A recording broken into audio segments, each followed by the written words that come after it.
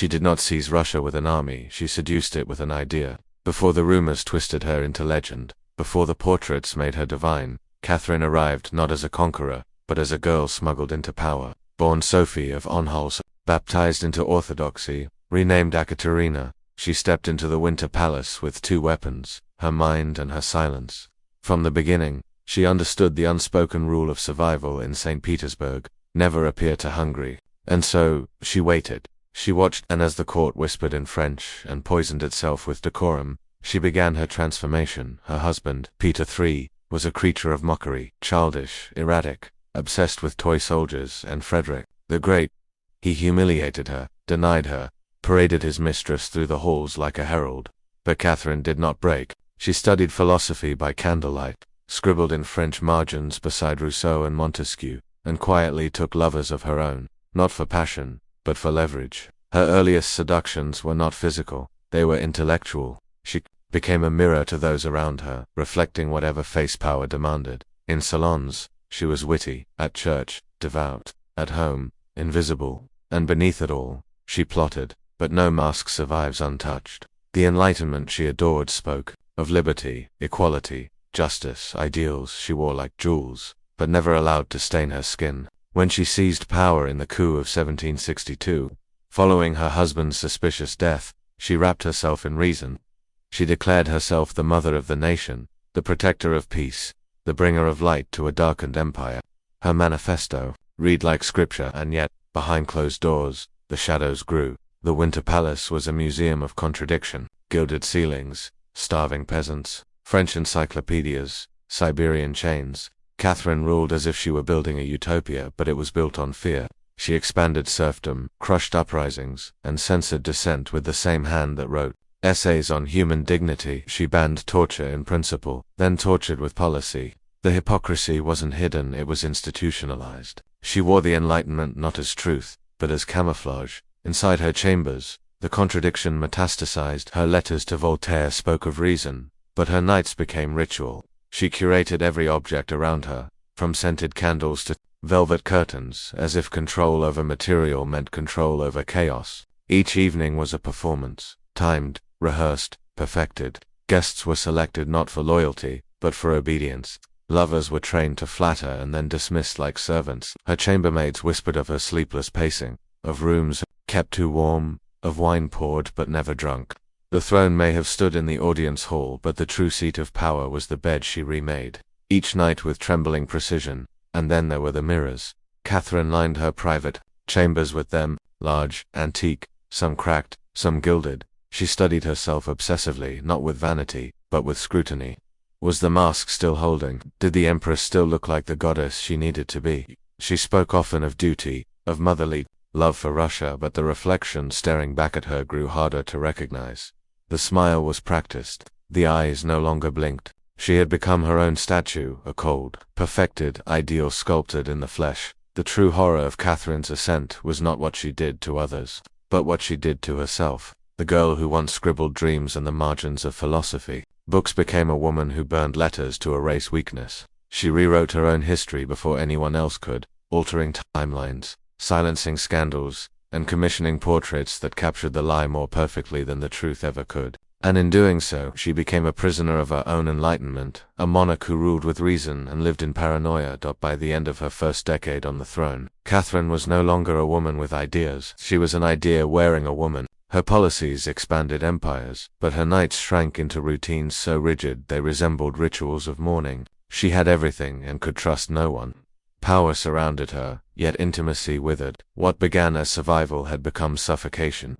The palace she had once infiltrated was now a gilded coffin. This is not a tale of romance or reform. It is a study in erasure, a woman who rose to power by mastering performance and then lost herself to the role.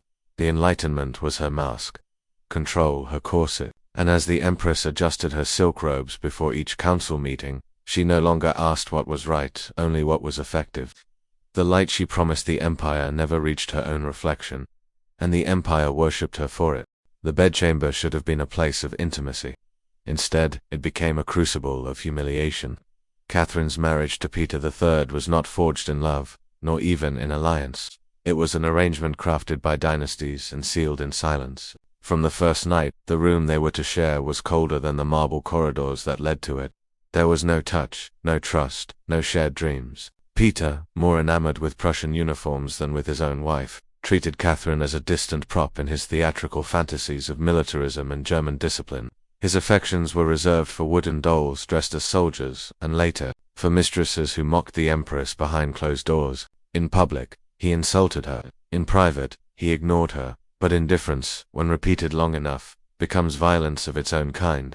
Catherine, exiled emotionally from her husband and politically from any real authority, began to cultivate a secret world. She read, she wrote, she observed the rhythms of the court not as a member of it, but as a ghost within its walls. This was not weakness. It was reconnaissance. And in time, she began to collect men not as lovers, but as instruments. The first were chosen in innocence, or perhaps desperation. Young officers, sympathetic courtiers, even chamber servants. But Catherine quickly learned that affection alone was a liability. Love unmoored from strategy was dangerous, so she sharpened it. Every embrace became a negotiation. Every whisper shared in bed became part of a ledger, recorded, weighed, and stored. Her affairs, though often real, in their passion were always tethered to utility. Did he have influence? Could he command loyalty? Was he disposable? The palace watched her every move, and so she learned to let them watch what she chose. She fed rumors like breadcrumbs. A gaze held too long here, a hand brushed too slowly there. She played the part of a flirtatious wife, a neglected consort, a misunderstood young woman. She was all of them, and none of them. While Peter grew more erratic, dressing in military garb, forcing courtiers into childish war games, mocking the Orthodox faith in favor of Lutheran rituals, Catherine began laying the groundwork for something far more lethal than seduction. The transformation of her bed from a place of vulnerability into a weapon of statecraft was not sudden.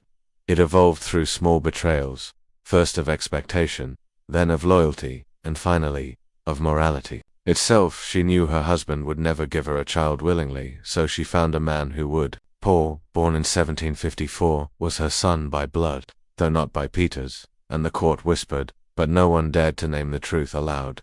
Catherine had done what any monarch must. She secured a line, but in doing so she took her first irreversible step into the realm where lies become legacy. As Peter's erratic reign began brief, disgraceful, volatile, Catherine waited. She said nothing as he alienated the military, as he insulted the nobility, as he dismantled everything sacred to the Russian court. She pretended to obey. She attended ceremonies, she smiled through clenched teeth, and in the quiet of her chamber she made plans. The men who shared her bed were now loyal to her, not out of lust, but because they believed in the future she promised them. That future had no place for Peter. The coup of 1762 was bloodless in public, but privately soaked in vengeance. Catherine's lover at the time, Gregory Orlov, led the military mutiny. Peter was arrested, imprisoned, and within days dead. Official records claimed illness. Unofficially, everyone knew. He died in obscurity after being forced to sign his own abdication. Catherine wore mourning black, but the court understood. Her tears, if shed at all, were it not for the man, but for the delay he had caused her rise. From that moment on, the marriage that had imprisoned her became a parable she weaponized. She presented herself as the widow of a tyrant, the reluctant empress, the woman who never wanted power but accepted it for Russia's sake. And the people, weary of Peter's madness, accepted the lie because it was cleaner. It was comforting. It allowed them to believe that love and justice could coexist. But Catherine knew better. She had learned in the most intimate theater of all, the bedroom, that truth is fragile, and desire even more so. Her husband had turned their marriage into a farce. She had turned it into a foundation. The psychological horror of Catherine's early reign lies not in what she did, but in how quietly she did it. Her body became a language, her bedroom a strategy room. She made loyalty erotic, betrayal inevitable, and affection indistinguishable from allegiance. In the same room where she had once been dismissed, disrespected, and discarded, she learned how to build empires in whispers. The sheets she once wept into became maps of conquest. The story of Catherine's marriage is not a tragedy, it is a dissection of intimacy, of deceit, of the terrifying clarity that comes when love dies and power remains. And in that silence, the woman once locked in a chamber of shame transformed herself into something far more enduring than a wife or even an empress.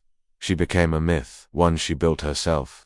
thread by thread, under the canopy of a bed no longer shared. Her throne was carved from conquest, but it was in her bedchamber that Catherine ruled most completely.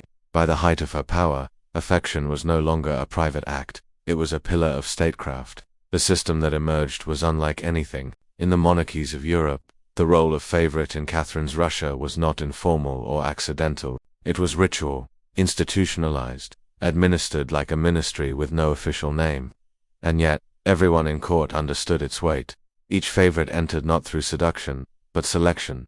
He was usually young, often half her age, handsome, but not so striking that he would threaten her image, educated enough to converse, obedient enough not to challenge. He was vetted by advisors, background checked by secretaries, and observed before ever touching her hand. It was not a love affair, it was a hiring process that, and once chosen, the transformation began. They were given palaces, estates, titles. Their uniforms were stitched with gold. Their names whispered in the salons of Paris, but none of it came free. The price was loyalty, total, wordless, a kind of obedience that dissolved the man into function. He existed to affirm the Empress's desires, to reflect her radiance, to disappear when the light shifted, and they always did, when their usefulness expired, when youth faded, or charm dulled, or politics demanded a reshuffling. They were dismissed, not with cruelty, but with practiced finality. Catherine ensured each man left with wealth, honor, and silence. It was not mercy, it was containment. To the public, these arrangements were scandal. To Catherine, they were symmetry. She had long ago ceased to treat intimacy as refuge, it had become theater, a performance to maintain the illusion of vitality, femininity, and emotional sovereignty. Her favorites were less lovers than actors stepping onto a stage designed to reinforce her legend. And for many of them, the horror came not from betrayal, but from belief, the moment they realized that what they thought was love had never existed, that they had fallen for a character, not a woman, and that character did not need them. Some played the role with acceptance. Gregory Potemkin, the most enduring of them all, understood the machinery of it. He saw through the script, and chose to stay anyway even after their physical relationship ended. He remained her general, her advisor, her shadow, but others were not so lucky. Some went mad, others drank themselves into ruin, a few vanished. Their names were struck from records, their portraits removed from galleries. They had touched power, and been burned by it, not in rage, but in erasure. Inside the palace, the system fed itself. Courtiers competed to introduce the next favorite, each hoping proximity to Catherine's private life might yield political currency. Letters were forged, rumors spread, faces painted to appear more virtuous or more seductive depending on the day's fashion. Ambitious families groomed their sons not for government, but for the bedchamber. A new form of noble inheritance emerged, not through land, but through skin. Catherine watched it all with detachment. She was not cruel, but she had long since surrendered to the logic of power. To love without control was to expose the neck to the blade, and she had been cut once in youth, in marriage, and would not be cut again. The bedroom became her war-room. Pillows and silks masked agendas, and each sigh, each whisper, each gesture of affection, was measured, recorded, judged. In this system, Catherine herself ceased to exist as a woman. She became an institution, one that could not afford heartbreak, confusion, or need. And so her own longing died. Desire was feigned, satisfaction mimicked. The emotional corpse left behind was dressed in velvet and draped in perfume, but it was empty. To command hearts, she had to forsake her own. The court, watching from the gilded edges of power, mistook this for indulgence. They mocked her, painted her as lustful, excessive, deviant, but they never saw the cage. They never understood that the real tragedy was not in how many lovers she had, but in how little they meant. Each new favorite was a reenactment of a ritual she could no longer believe in, a ceremony to keep loneliness from suffocating the throne. And as years passed, the rituals grew more elaborate. The men, younger, the partings, quieter. The space between intimacy and ceremony collapsed. Love was not absent, it was mechanized, reduced to a system of patronage and dismissal. She gave her body as one gives a passport permission to belong temporarily, to be remembered only in the margins. By the end of this chapter, what remains is not a portrait of passion, but of paralysis. Catherine, surrounded by admiration, yet untouched by affection, she had weaponized seduction so thoroughly that it ceased to nourish. And in mastering the machinery of intimacy, she had dismantled the feeling itself. Her reign continued, her image endured, But behind the fortress of protocol and velvet and flattery, there was no heat, only ash. Power had demanded obedience from every man she touched, and in return, it devoured the woman who touched him. The cult of the favorite was not about desire, it was about disappearance. Within the Winter Palace, beyond the councils and coronations, lay a chamber untouched by ministers or monarchs. It was not marked on official maps. Its architecture was plain from the outside, yet its interior shimmered with curated excess. This was Catherine's private apartment, not a retreat, but a mechanism, a space where nothing was accidental. Not the tapestries that masked the walls, not the oils that laced the air, not even the silence that hung like velvet between every footstep. This was no longer the domain of the state, this was the empire of self. Catherine's evenings followed no public schedule, yet they obeyed a private choreography. The hour of invitation was chosen with precision. A favored guest would be summoned, not with urgency, but with ceremony, a folded note, a glance from a chamberlain, a whisper in a corridor. The invitation was not a request, it was an elevation, and those who received it understood. They were about to step into something rarer than power. Her attention. Inside, the atmosphere was altered by design. Candlelight was never too bright, incense was measured by mood, jasmine to calm, amber to compel, myrrh to dominate. Music, if heard, came from behind walls. Food appeared in silence. Wine was poured but never discussed. Conversation, when it came, was slow, deliberate, hypnotic. And always Catherine directed the current. She asked questions designed not for knowledge, but for surrender. Her guests spoke more than they meant to, revealing loyalties, fears, temptations, truths they themselves hadn't realized. Not because she interrogated, but because she listened with such intensity, so total, it disarmed the mind. She had learned this power early, when her first years in Russia left her isolated, mute in a foreign tongue. She watched, listened, adapted. Now she wielded observation like a blade, and the apartment, the inner sanctum, became its sheath. Within those walls, Catherine became not a ruler but a conjurer. Men exited the room, altered, even haunted. Generals promised campaigns they couldn't win.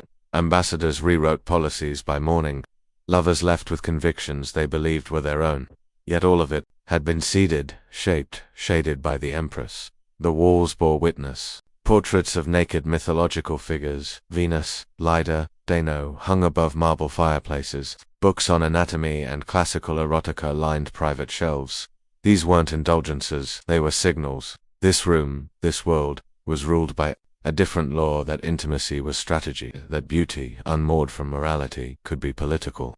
Catherine did not merely control the bodies of others, she curated their senses, their thresholds, their very perception of reality. But such control cannot be endlessly sustained without consequence. Those who lived in the glow of the secret apartment began to blur with shadows. Favorites who lingered, to long-lost coherence, they spoke in rehearsed tones, smiled on cue. They began to mirror Catherine back to herself, not in admiration, but in fear. And Catherine, surrounded by her own design, began to doubt even truth itself. Was the affection real? Was the loyalty earned? Were they here for her, or for what her presence demanded they reflect? No one contradicted her, no one questioned her. How could they? The environment itself was engineered to erase dissent. Every curtain, every scent, every glance reinforced the same message. You are in the presence of the absolute. And even Catherine, brilliant, brutal, clairvoyant, began to believe the lie because it worked. The rituals worked. Power bent to her will. But they also insulated her from anything that didn't. When a visiting foreign minister once dared to express displeasure, Catherine had him uninvited indefinitely, a non-person, erased. The very idea of contradiction had become unbearable, not because she feared it politically, but because she had grown spiritually allergic to it.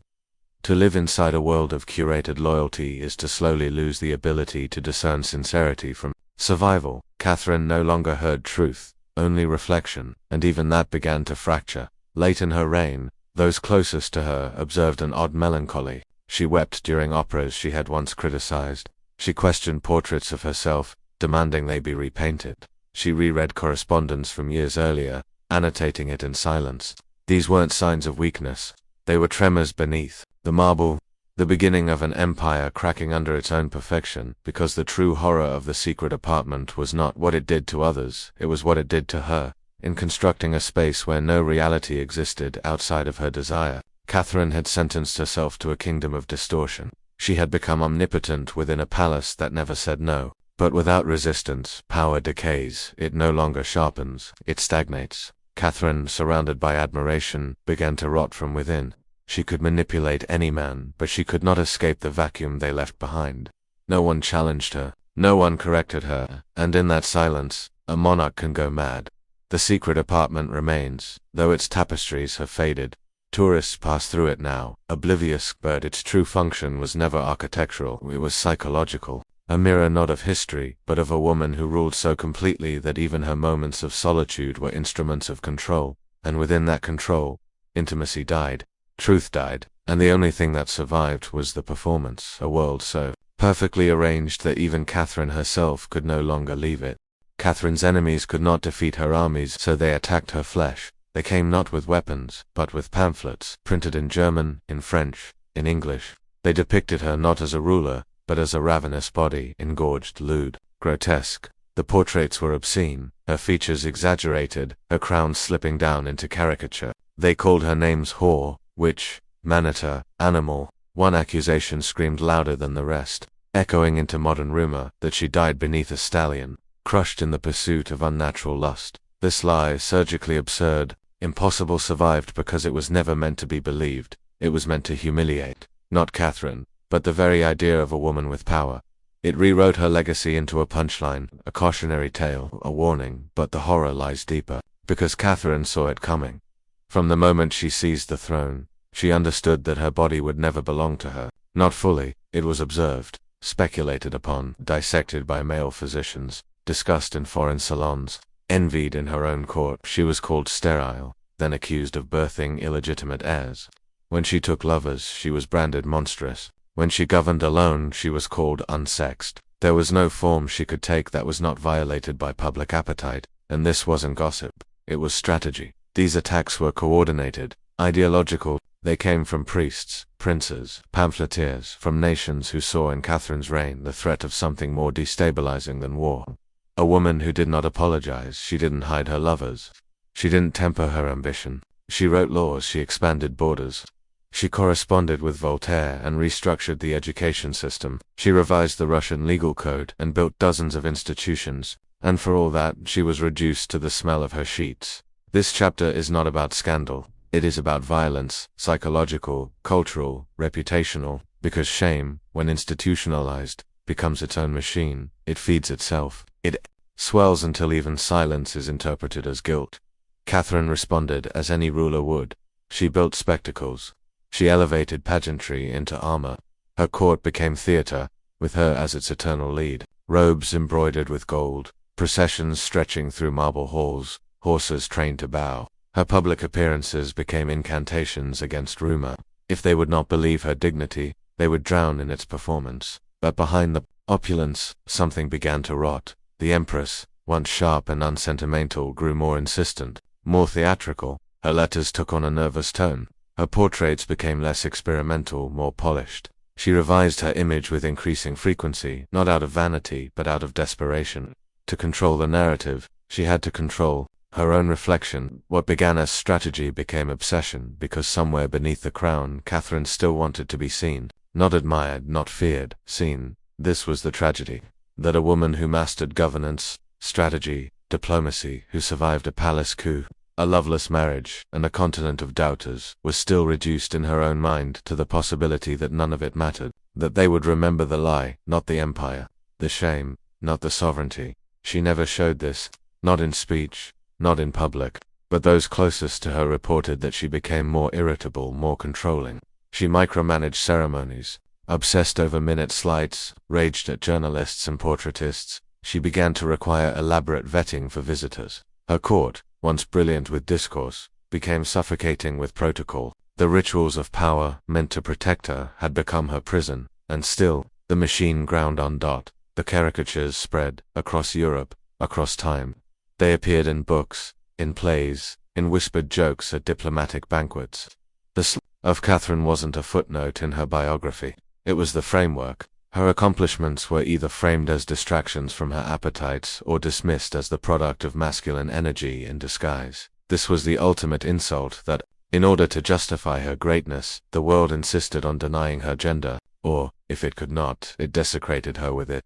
And yet, Catherine endured. She never stepped down, never surrendered. She died on her throne, with her empire intact, but she left behind a question she could never answer, a wound never salved. What does it do to the human soul to be stripped of dignity for daring to lead?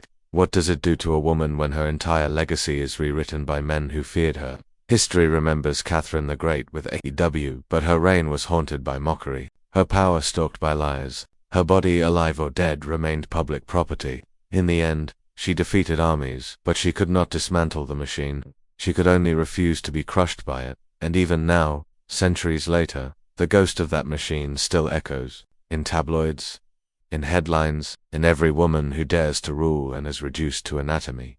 The shame machine outlived Catherine, but it never broke her, and that is why they hated her. Asterisk. Legacy does not bloom at CALCIFIES. By the final decade of her reign, Catherine no longer ruled as a woman, expanding an empire. She reigned as a woman burying her own past. The monuments she commissioned rose from the snow-like tombstones, each engraved with her greatness, each designed to outlive her. Statues of marble and bronze, of allegorical lions and Hellenic poses, littered the palace grounds. But their eyes never moved. Their hands never reached back. This was not legacy, it was petrification. The gardens, once her pride, withered beneath a changing climate and a colder mistress. Imported roses no longer arrived from France. The Italian orange trees were frozen through. What survived the frost stood trimmed into unnatural silence, hedges clipped like soldiers, colors muted beneath a sky that refused to thaw. Catherine once called her garden her sanctuary. Now it was a theater of loss, a place to walk without company, a ritual of pretending that life was still being cultivated. Inside, the walls thickened, guards doubled, windows shrank, her private corridors narrowed until no footsteps echoed but her own. She ordered secret renovations, not for luxury, but for surveillance. Mirrors were replaced with canvases. Locks were added where doors once hung open. She claimed it was for safety. But those closest to her whispered that the palace itself was being redesigned not to protect the Empress, but to contain her. The Enlightenment, once her guiding philosophy, began to rot in her mouth. Voltaire's letters were no longer read. The busts of Diderot and Montesquieu gathered dust behind velvet curtains. In their place came symbols, amulets, stars, coins pressed with strange symbols. She consulted astrologers again. One, a mystic, from Novgorod, was given an audience twice in 1 month, a breach of her old doctrine of rationalism. So stark it was never entered into her records. Catherine had not turned away from reason. She had simply exhausted it. Where reason failed, ritual returned. Her meals became processions of paranoia. Food was tasted by 3 separate servants. Wines were decanted from sealed bottles, and at presents no dish was served without inspection. No cup was finished. She often left half of her plate untouched, not because of fear, but because of disinterest.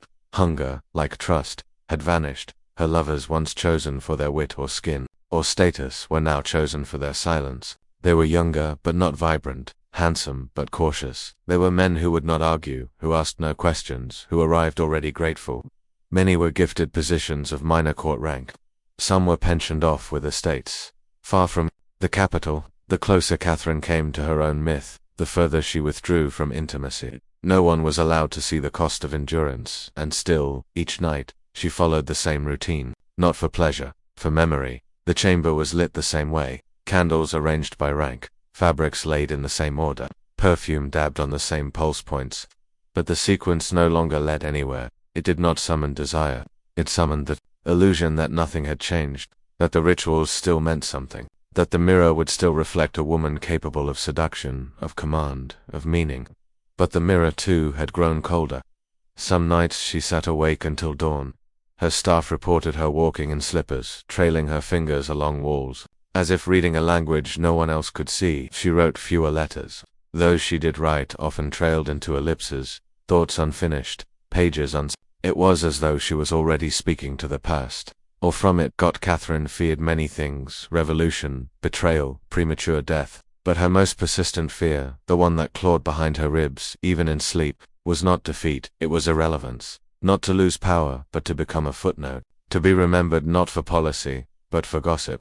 Not for law, but for scandal. The fear that her empire, her identity, her flesh, all would be consumed by the same hunger that had tried to swallow her since youth. The world's need to reduce. powerful women into caricature, that's so she performed power, even in solitude. She held court with herself. She rehearsed speeches for rooms that stood empty. She reread treaties aloud. She reread them not to recall but to remind herself that they were real, that her rule had happened, that her legacy was not a delusion stitched together by gold, thread and candle smoke. But in the end, the rituals betrayed her, because rituals, when repeated without meaning, become mimic. The garden she once cultivated had frozen, the palace she once ruled had become a labyrinth of shadows, and the self she once crafted, enlightened, imperial, desirable, had become a costume worn too long. There is no storm in this chapter, no dramatic collapse, only the unbearable weight of stillness, the slow erosion of certainty, the horror of a woman watching her own myth calcify around her while she still breathes inside it, in the frozen garden of her final years. Catherine, the Great, did not fear death. She feared being forgotten by the body she spent a lifetime performing. Asterisk. There were no trumpets, no assassins, no final words carved into stone. History didn't witness Catherine the Great's death with grandeur, it greeted it with silence. She collapsed in a private room, not the throne room. Her empire did not shake, her guards did not charge. A single stroke brought down the woman who had once bent an entire empire to her breath. And yet, what followed was more disturbing than any violent end could have been. Not chaos, not blood, but perfect order. The attendants who found her spoke in whispers. The room had been tidied. Her papers were stacked, her cosmetics arranged. The air smelled of rose oil and cold wax. Her writing desk was open but not disordered. Her pen still full. Her mirror, usually smudged by long nights of routine, had been wiped clean. Her bed immaculate, untouched, as if the body had already said goodbye, as if the final ritual had already begun without her, or worse, had never ended. This wasn't death, it was withdrawal. What died in that room wasn't simply a monarch, it was a mythology, a machinery of intimacy that had functioned for decades. Behind every law signed, every policy executed, every war waged, Catherine had made her personal life a political organ. Her body had been the throne, her affections, the weapon, her bedroom an altar of control, and now it stood still, like a mausoleum that hadn't yet received a coffin. The horror of her ending lies not in tragedy, but in misunderstanding. History does not grieve women like Catherine, it gossips them, it reduces them. In the days following her death, stories exploded, not about her reforms, not about her military victories or her legal codifications, but about her lovers, her perversions, her supposed demise beneath the weight of an animal, a lie so grotesque it became immortal, a final insult to a woman who had spent her life rewriting herself into power.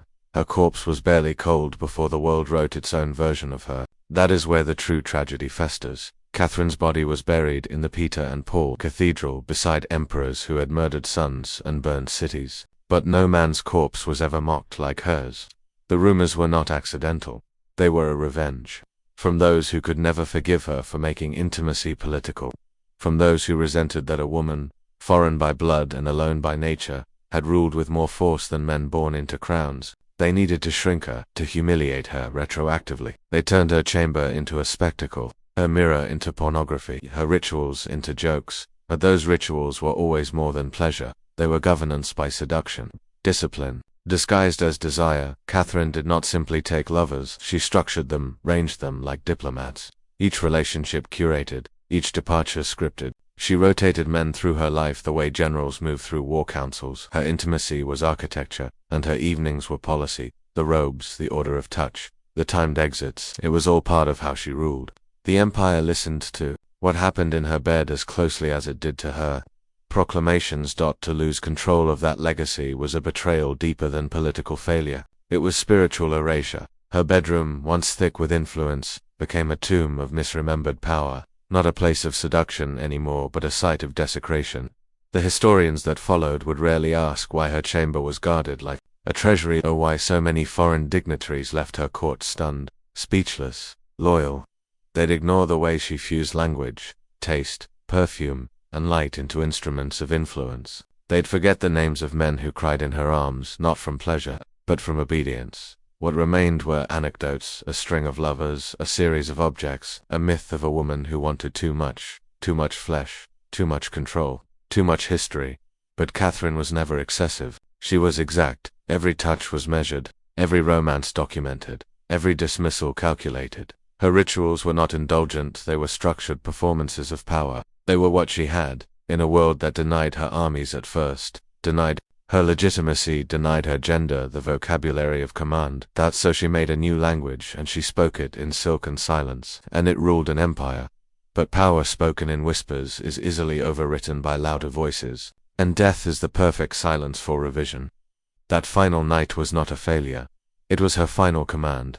The mirror cleaned, the bed left untouched signals, perhaps, that the myth had ended where it began, in a chamber curated like a stage, awaiting the audience's misinterpretation that even in death she orchestrated the image of control. The real question is not why she died so quietly, it is why, after all she built, the world was so eager to turn her into a grotesque legend, rather than confront the more haunting truth, that Catherine the Great bent a brutal empire around her personal design, that she used intimacy as a lever not because she was weak, but because no one gave her a sword, that she did not die as a seductress. She died as a system, and systems do not mourn. They vanish, leaving behind only rumor, perfume, and an untouched bed. **